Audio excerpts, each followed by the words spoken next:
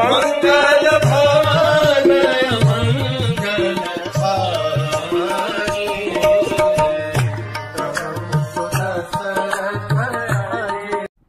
अरे हमने देखा किस प्रकार से रावण जब सीता के पास आया झुक करके, तो सीता मैया ने रावण के सामने घास का तिनका डाल दिया।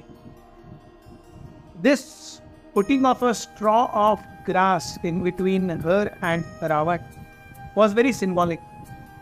आचार्यगण बताते हैं कि कई कारणों की वजह से सीता ने ये घास का तिनका डाला। वे बताते हैं ये घास का तिनका बताता है कि अरे रावण, तुम अपने आप को इतने त्रिलोक विजयी समझ रहे हो, लेकिन राम के सामने तुम्हें घास के तिनके के जैसे। ये घास का तिनका रावण के लिए इस बात का द्योतक है कि जिस प्रकार से घास का तिनका हवा में ऐसे ही उड़ता जाता है, उसका कोई माई बाप नहीं रहेगा। जैसे हवा आती है वो घसीटता उड़ता जाता है, वैसे राम की शक्ति के सामने रावण, तुम यहाँ पर कितने ही अच्छे हो, लेकिन तुम ऐसे ही बिखरते चले जाओ।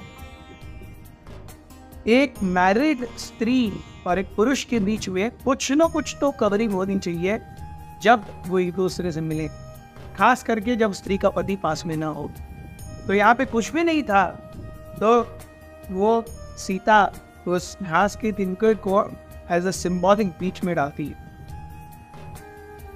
सीता लक्ष्मण रेखा की याद दिलाती है, अरे एक लक्ष्मण रेखा मैं पार करके आई, मैंने गलती की, मैं यहाँ, लेकिन अगर तुम इस लक्ष्मण रेखा को जो घास से बनी है इसको पार करोगे तो तुम निश्चित रूप से चल जाओगे। घास का तिनका एक और कहानी की भी याद दिलाता है। एक बार वायु और अग्नि के बीच में बहुत घमासान ईगो फाइट हुआ। मैं क्या कर सकता हूँ, तुम क्या कर सकते हो, मैं क्या कर सकता हूँ, तुम क्या कर सकते हो। अब वायु और अग्नि दोनों ही बहुत महत्वपूर्ण है। तो भगवान को जब ये फाइट एक्स्ट्रॉर्डिनरीली आउट ऑफ स्केल चली गई, तो भगवान को इस फाइट को रोकने के लिए और दोनों का ईगो स्मैश करने के लिए आना पड़ा। भगवान ने बहुत ही अनोखी तरकीब निकाली। भगवान ने यक्ष का रूप लिया और यक्ष का रूप लेकर के उनके सामने आए और बोले, अरे आप झगड़ा कर रहे हो, आप में अगर दम है मैं ये घास का तिनका नीचे रखता हूं। अग्निदेव को वो यक्ष बोले, आपकी अगर हिम्मत है इसको क्या करके दिखाओ, भस्म करके दिखाओ। अग्नि ने अपना पूरा फोर्स लगा दिया। आप सोचिए अग्नि जब फोर्स लगाएगी तो क्या होगा। अग्नि अपना पूरा फोर्स लगा करके उसका मुंह ड्राई अप हो गया, लेकिन वो घास का तिनका वैसे ही रहा। फिर वायुदेव आए। वायुदेव ने अपनी पूरी जो भी वेग उनका बनता है वो पूरा वेग लिया, यस, लेकिन वो घास के दिन को ऐसा भी नहीं कर पाए। तो जब दोनों ही हताश हो गए, वहां पर इंद्र थे। इंद्र को लगा मैं कुछ कर सकता हूं, लेकिन जब वायु और अग्नि दोनों ही कुछ नहीं कर पाए, इंद्र शांति से बैठ गए। वो यक्ष जो कि भगवान विष्णु थे, उन्होंने घास का तिनका उठाया और चल दी। So Sita wants to remind Ravan कि तुम्हारे पास जितनी शक्तियां हो, राम के सामने, राम की शक्ति के सामने तुम्हारी शक्ति एक घास के तिनके के बराबर है। सीता माता कहती है कि ये रावण, अगर तुम में इतनी शक्ति है तो तुमने मुझे मेरे पति और मेरे देवर से दूर क्यों किया। अगर शक्ति है तो उनसे युद्ध करके लाते, है कि नहीं। You resorted to unfair tactics. This is not correct. Sita Devi कहती है कि मैंने अयोध्या के सारे ऐश्वर्य त्याग दिए। 14 वर्ष वनवास की जो प्रतिज्ञा थी या वो जो वचन लागू था वो राम के लिए लागू था, लेकिन मैंने स्वयं केवल राम के साथ रहने के लिए वो सारे ऐश्वर्य त्याग दिए। अर्थात वो सारे ऐश्वर्य मेरे लिए घास की तिनकी के समान है जो मैं कभी भी छोड़ सकती हूँ। तो उन्हीं ऐश्वर्यों से तुम मुझे प्रलोभित करना चाहते हो, इतने मूर्ख हो। सीता कहती है कि अरे क्या कोई ऐसा व्यक्ति नहीं है लंका में जो तुम्हारे सर के अंदर थोड़ी सी बुद्धि, थोड़ा सा विवेक, थोड़े से धैर्य घुसा पाए? With all these things, Ravan was getting angrier and angrier. Hanuman ji केवल हंस रहे थे, वो जोर से हंस भी नहीं सकते थे। हनुमान जी अंदर विचार कर रहे हैं, रावण कितना मूर्ख है। जिन सौभाग्य लक्ष्मी के वरद हस्त के कारण उसे आज इतना सब कुछ प्राप्त हुआ है, उसे मूर्तिमंत सौभाग्य लक्ष्मी माता सीता को ये अपनाना चाहता है, जबरदस्ती हथियाना चाहता है। आज तक माता सीता की कृपा है, इसीलिए इसके पास ये ऐश्वर्य है। जिस दिन माता सीता रोषित हो जाएंगी, ये सब ऐश्वर्य चले जाएंगे।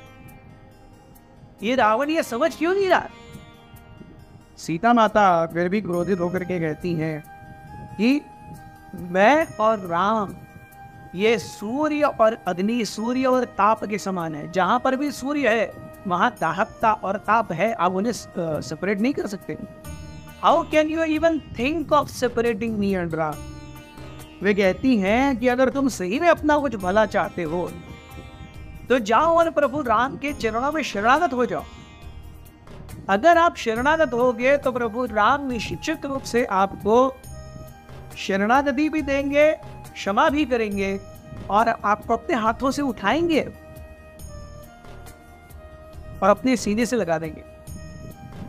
सीता कहती है लेकिन अगर आप ये नहीं करोगे तो वही हाथ जो आपको शरणागति और अभय देने वाले हैं, वही हाथ आपके मृत्यु का कारण करेंगे।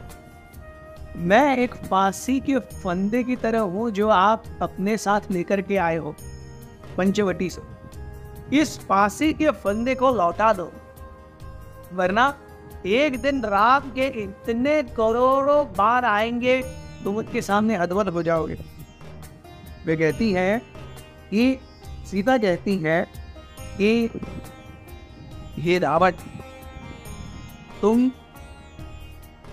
इतनी बड़ी बड़ी बातें कर रहे हो, लेकिन एक्चुअली तुम केवल एक भौंकने वाले कुत्ते हो जो कि राम और लक्ष्मण जैसे सिंहों के सामने से उनका भक्ष्य लेकर के आया है, तुमको गुमराह करके। रावण आग बबूला हो गया। रावण कहने लगा, हे मूर्ख स्त्री, 10 महीने से मैंने तुझे यहाँ रखा है। मैंने तुझे 1 वर्ष का वचन दिया था, तेरे पास 2 महीने हैं। अगर तो इन 2 महीने में मेरे इच्छा के अनुसार कार्य न की तो मैं तुझे ब्रेकफास्ट में खा जाऊंगा। सीता देवी हंस नहीं। सीता कहती है, रे मूर्ख, तू नहीं जानता, तू मुझे खाने की बात कर रहा है। राम के रूप में तेरा काल तुझे निगलने के लिए आ रहा है। इसीलिए मैं कहती हूँ अभी भी समय है, सुधर जा। प्रभु राम के चरणों में जाकर के अपना नाक घिस के आ, मुझे पालकी में डाल करके राम के सामने चरणों में रख दे, तेरा सब भरा होगा। हनुमान जी सोच रहे थे कि माता सीता जैसे एक बिगड़े हुए अड़ियल बच्चे को डांटती है ना एक माँ, वैसे सीता माता रावण को डांट रही थी। सीता कहती है कि तुम मेरे पति और मेरे देवर की शक्ति को अंडरएस्टिमेट मत करो। उन्होंने क्या क्या किया है ये तुम अब तक नहीं जानते। इसका छोटा सा एक क्या कहते हैं ट्रेलर आपने देखा है। 14,000 राक्षसों को मार दिया, खरदूषण को मार दिया, मारीच को दूर लेके गए, यस दूर फेंक दिया था। ये सारी चीजें राम ने की है अपने आप। इतने बड़े बड़े दैत्यों को मारा है। So Ram is not ordinary.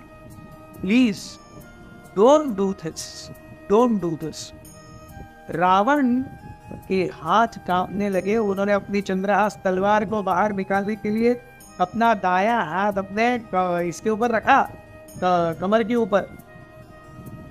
तभी रावण की एक पत्नी जिनका नाम था धन्यवाली, धन्यवाली आकर के कहती है, स्वामी, इस प्रकार से एक अबला स्त्री को जो आप यहाँ पर लेकर के आए हो, उसके मन विरुद्ध आप ऐसे हथिया हो, ये आपको शोभा नहीं देता। आप त्रिलोक विजयी रावण हैं और आपके साथ में इतनी सारी स्वर्गीय अप्सराएं और अन्य कन्याएं हैं जो आपके एक इशारे पर आपका सारा कार्य पूरा करती है। इसको क्यों यहाँ पे रखे हुए हो? इसके अंदर ना आड़ है ना पास है, पूरी तरह से सूख गई है। You deserve much better than her. जब इस तरीके से रावण को एक ईगो को, अहंकार को पैम्पर किया गया, रावण ने वो हाथ जो तलवार के ऊपर था छोड़ दिया और कहने लगे राक्षसियों को, हे राक्षसियों, अब सीता के ऊपर का अपना टॉर्चर और बढ़ाओ, जो चाहिए करो, 2 महीने के अंदर मुझे वो मेरी चाहिए। ऐसा था कि रावण हाफते हाफते पूरा आग बबूला, पूरा मुंह और आंखें लाल, ऐसे पैर पटकते पटकते वहां से चला गया। बहुत बहुत धन्यवाद।